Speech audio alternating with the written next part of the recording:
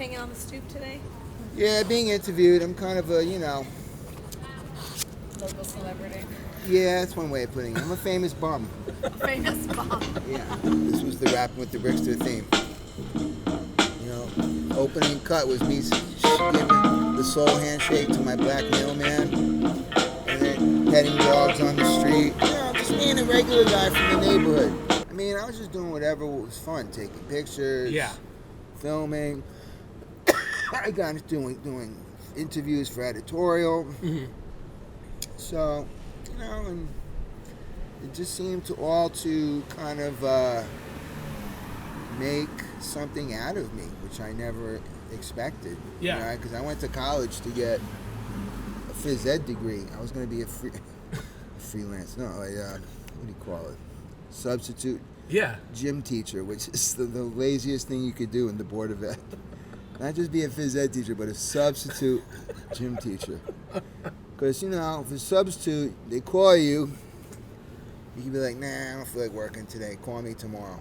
That's the thing. And it's only a 6-hour day with 2 hours off. I still couldn't do it.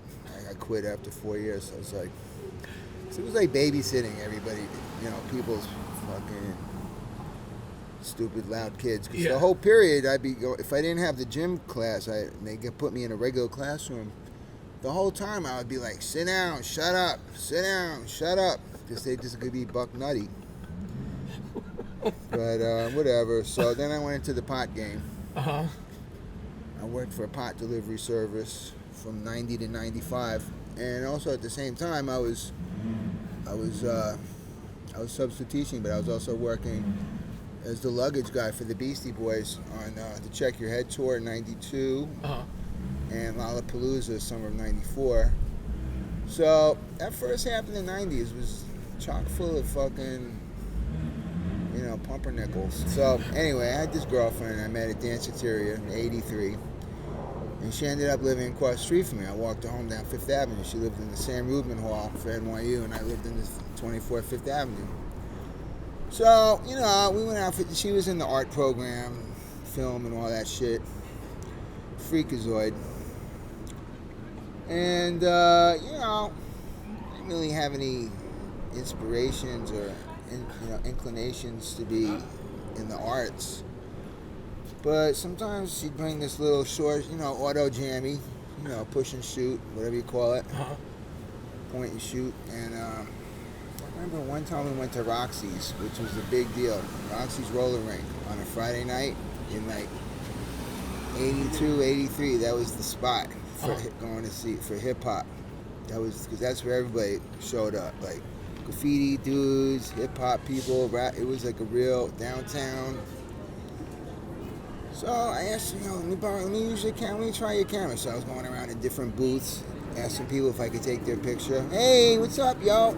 So, it was easy. I liked it. I liked the feel of pushing the button, and I could show you. I still have one. Yeah.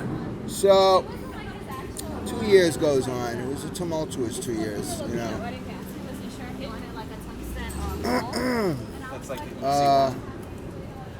Excuse us. Major production. All right, so we go back to this girl. So tumultuous 2 years, right? A lot of shit went on between 83 and 85. There's a lot, there's graffiti art, all that shit. Everything's popping in those 2 years. And of course, she's a freakazoid, so she was getting doinked by some of the graffiti writers sometimes.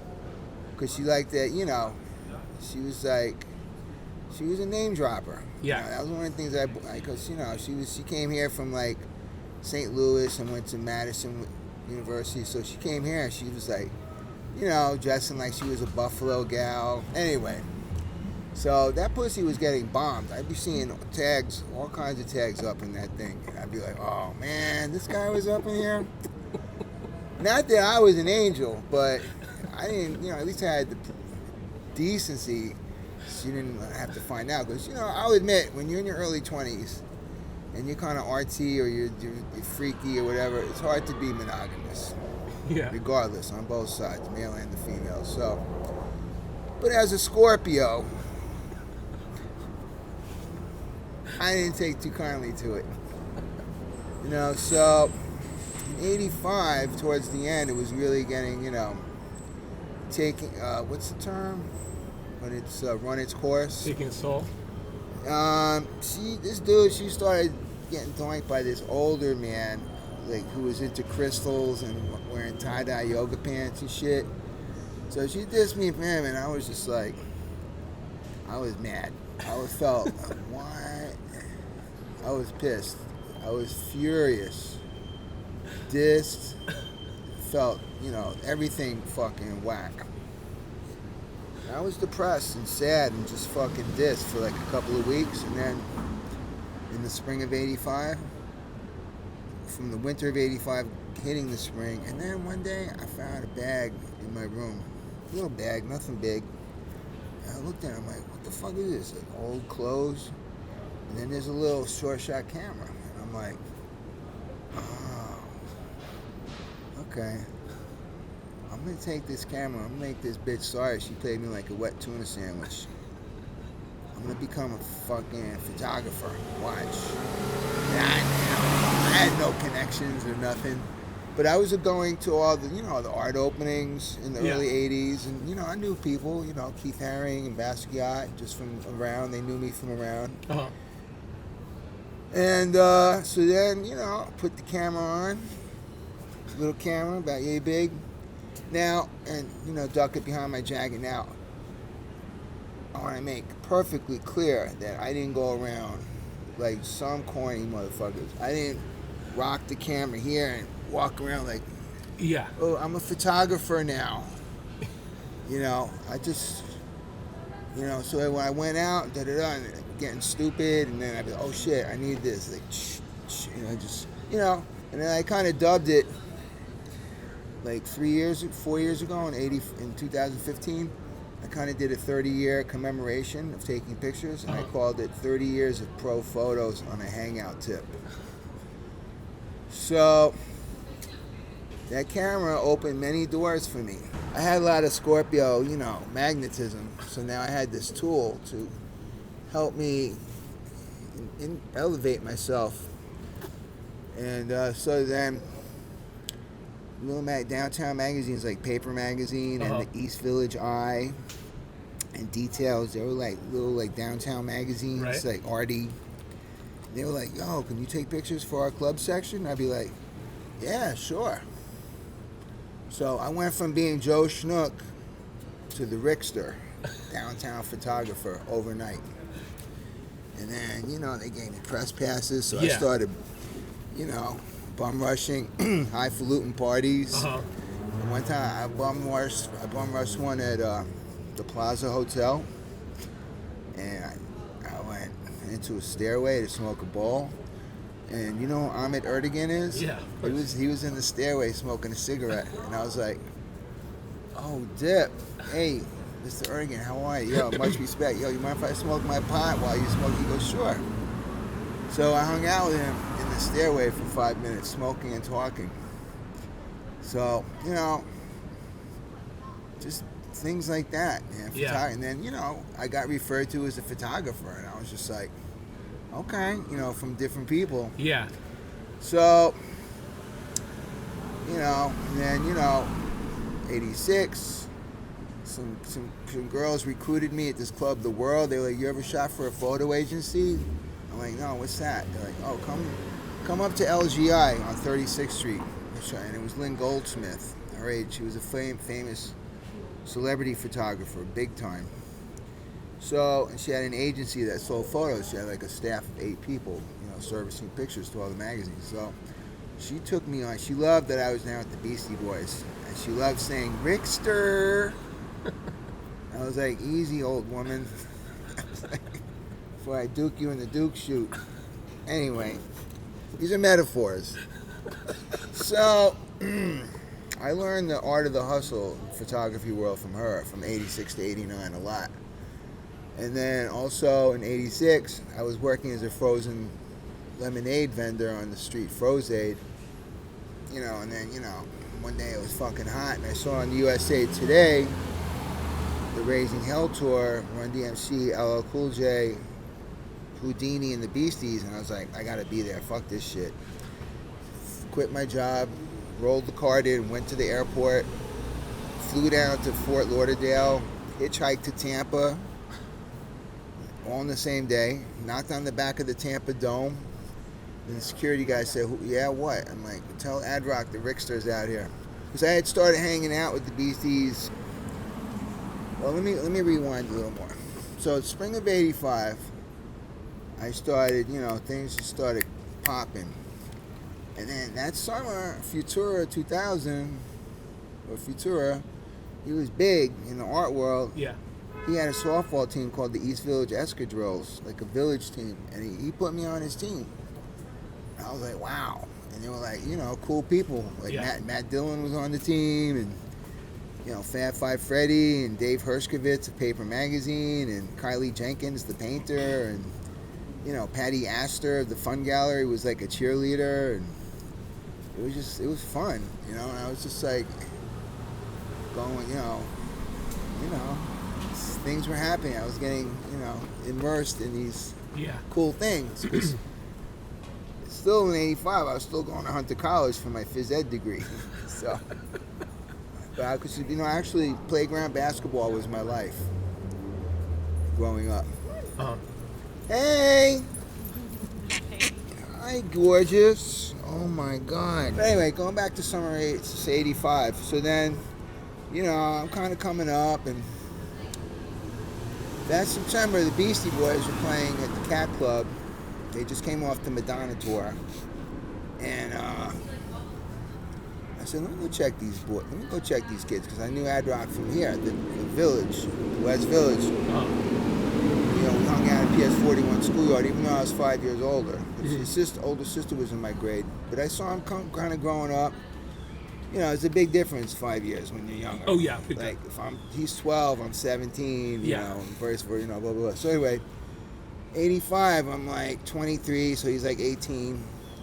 My birthday is later in the year. I was going to be 85. I was going to be 24 later in the year. Anyway, so I go to the gig, and they kill it. And I go backstage after, and Drock's like, oh, yo, I want you to meet Mike and Adam. Hey, what's up? I don't know. We just started hanging out through that fall of '85 into the winter of '85, into the spring of '86. And they started taking me, they're like, oh, we got a gig in D.C. tonight. You want to come? We'll be back after the gig. And they had started working on the album License to Ill. So, we kind of, we felt each other, whatever. So, so also that spring, the East Village Eye was doing a cover story in the Beasties, so I took pictures of them a couple blocks away. And so just things were just organically da-da-da-da-da. And so, all right, so now it's the summer of '86, and I see that they're on the Raising Hell tour with Run DMC. Raising Hell being Run DMC's album with the big hits, Walk This Way, My Adidas, Peter Piper. It was huge. So I fly down, quit my job, fly down, literally roll my Frozade cart all the way into the east side, come home, get some pants, fly down. I'm in the wrong city or the wrong village or town, whatever. So I go into a redneck hillbilly bar, and I'm wearing a Yankees shirt, which is not the thing to wear down there. And I throw all my money on the bar. I go, change, quarters, everything. Can someone, hitchhike me to Tampa?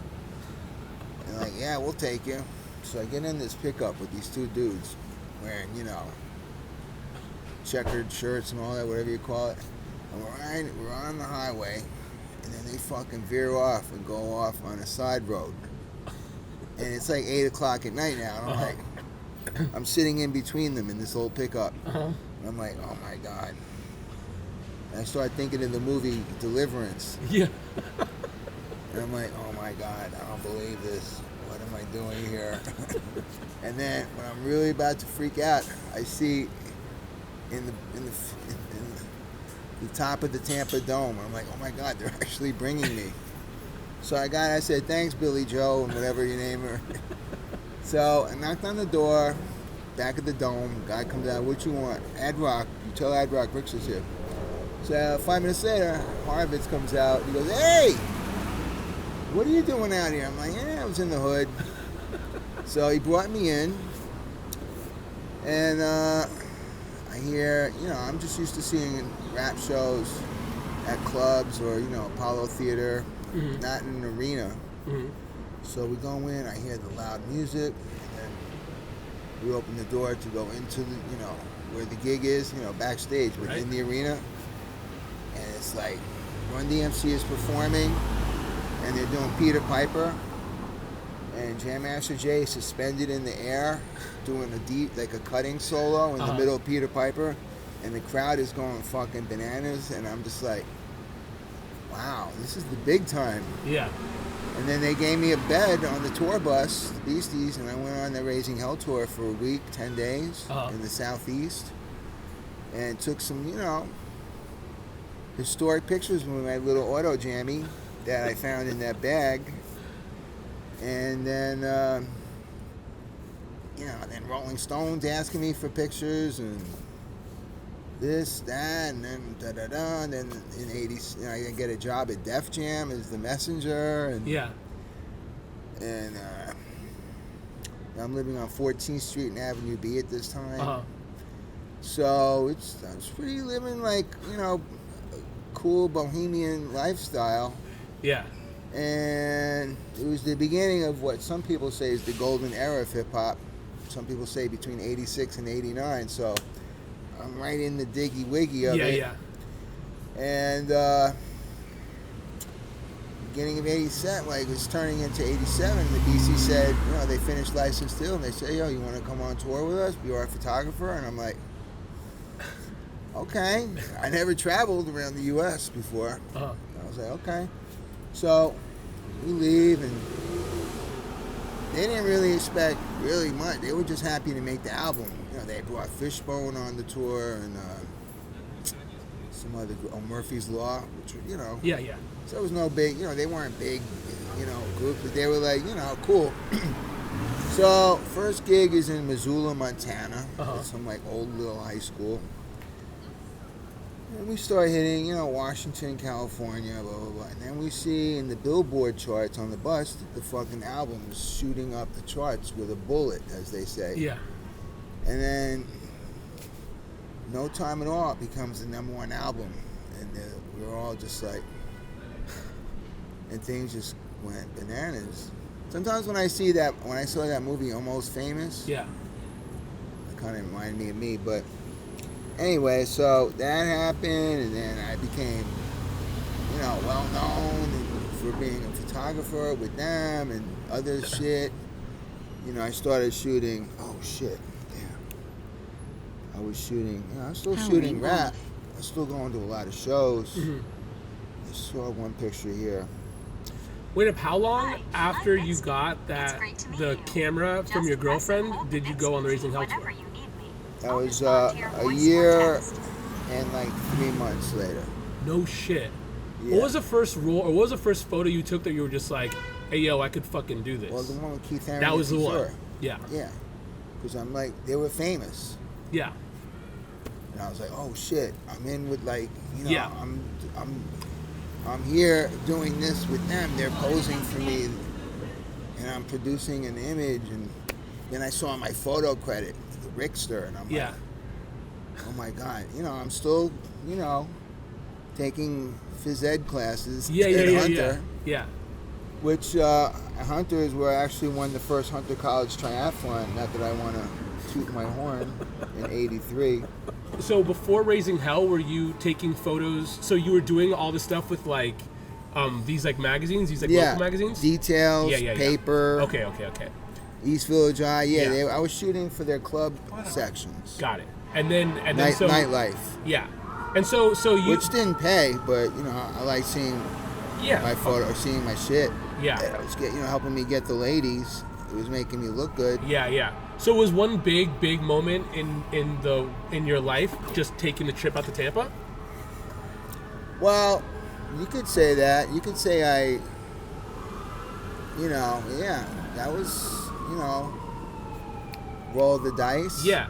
Like, did you have a backup plan, or you just fucking did it? I just did it. I said, when I saw the spread in USA Today, I was like, I gotta be there because they had taken me with them a few times on overnight, in D.C. and Boston that spring. So now it was July, and I saw that, and I was just something like, I'm sitting at this ice cream stand out, and it was blazing out. Nobody was out, and I was like, yo, fuck this. Yeah. I'm going for it. No shit. And then, I got in with all, so it kind of, I have this one hashtag, glad I put my pants on and got out the house. And then I kind of tell people, there's like, what's your secret? And I'm like, well, I put my pants on and I got out the house. Then anything's possible. That's big facts. Yeah. I mean, yeah. That's my secret. Yeah.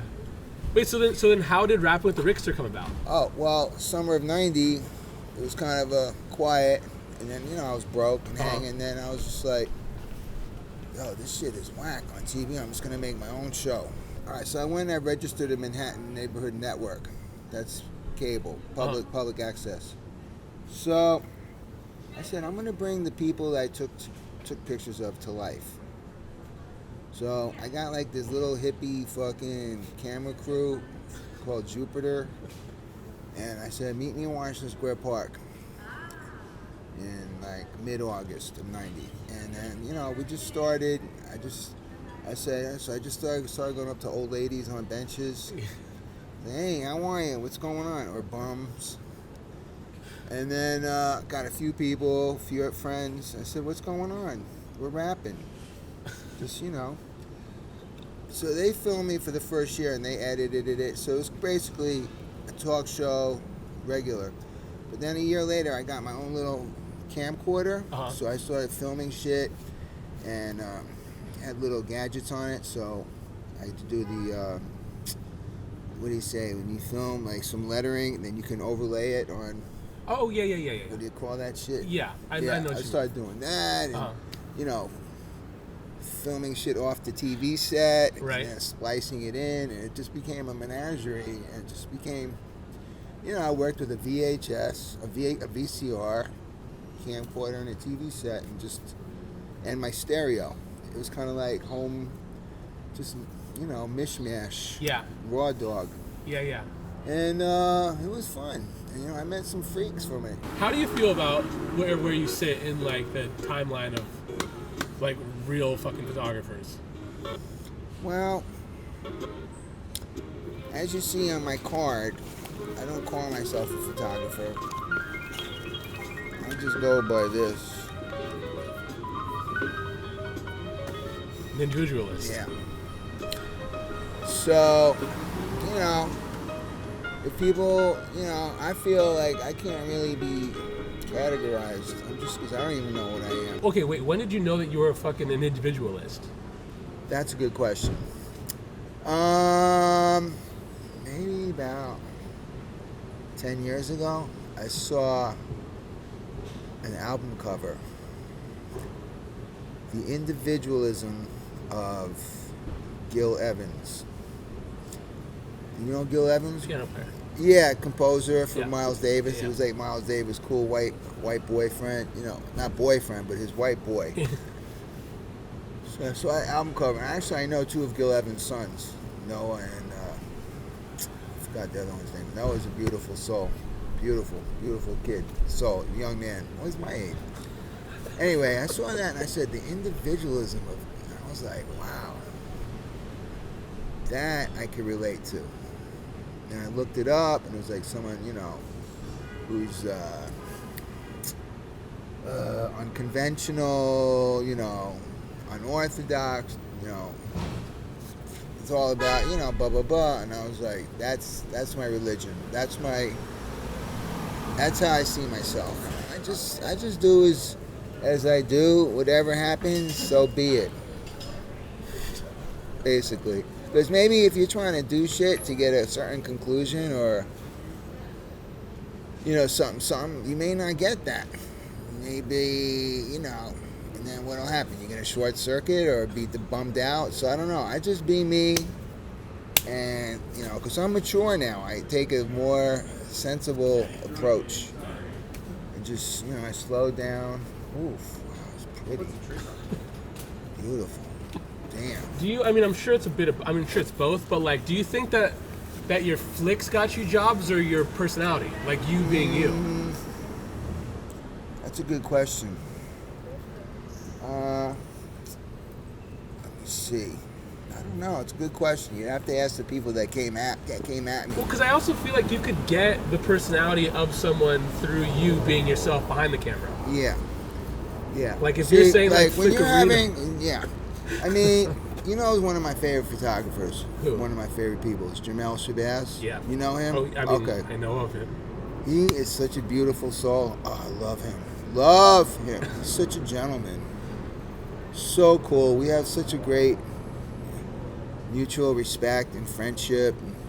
You know, he was a corrections officer in Rikers for 20 years. So he could be fucking rough if he wanted to, but he's a very gentle, giant, articulate, very kind. And his photos, almost all his photos, people are posing for him. They're all like, and I'm just like, you know, he likes that interaction. You know, some people like to shoot, you know, natural life. I brought this up. There's a time if you see someone sitting there or whatever and you want to get the shot, do you ask or not ask? Right. Now, you know, if you shoot the shot and they see it and they're not with it, they could get mad and give you a bunch of shit. But if you ask them, you might miss that natural moment. Yeah. So, you know, but some people like the interaction. You know, Yeah. like Jamel, he likes that. So, you know, whatever's. But you were always more. I'm gonna ask. Half and half. Half and half. Well, but it's also seemed like you also took a lot of photos of people who you already knew you could take photos of. Yeah. But, you know, sometimes, well, listen, there's times when I ask people, yo, can I take a picture of your dog? And they're like, no. I'm like, all right, jerk off. Were you always a point and shoot guy? Yeah. Well, one time I bought a manual from a famous dude who was a crackhead at the time in Tompkins Square Park in '87. So I was using that. It was a Minolta K1000, which is like, it was a tank. Mm-hmm. But that's the one a lot of people I heard used in photography classes. Mm-hmm. But that one allowed me to. See, Drock bought me a fisheye lens for my birthday in like '88. So that was an attachment. That's when I got into shooting fisheye. Yeah. With that manual. It's crazy that you just say that like nonchalantly, but I feel like Drock getting you a fisheye lens like changed the game in a lot of ways. Maybe, but you know what? They were using that first. I mean, MCA was a good photographer. Yeah? Yeah. He was very good. He was into it. He actually inspired me a little bit. Listen, people tell me, what's your... You know, I say, well, all you need to take good pictures, have a PhD. Bushy-head dummy. Here's what it is. I simulate it to this. Taking pictures of people who I thought were dope was like collecting baseball cards. I wanted them in my collection. That is one parallel. Yeah. That's what it was. So you know, if I saw someone, yeah. Not everybody loved me. Yeah. So, but I do what I can, and you know. But when you saw some people, were you quick to be like, hey, yo, let me take a fucking flicker? You know, the approach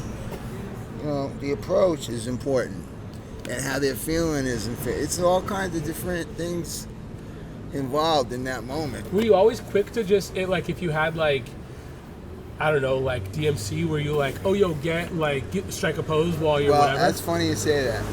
Jam Master Jay was like that with me. We'd be walking around. Oh shit, Jay, just stand right here, please. He'd be like, psst. All right, just for you. And he'd be, you know, he always did that for me, and we got some great shots. Yeah.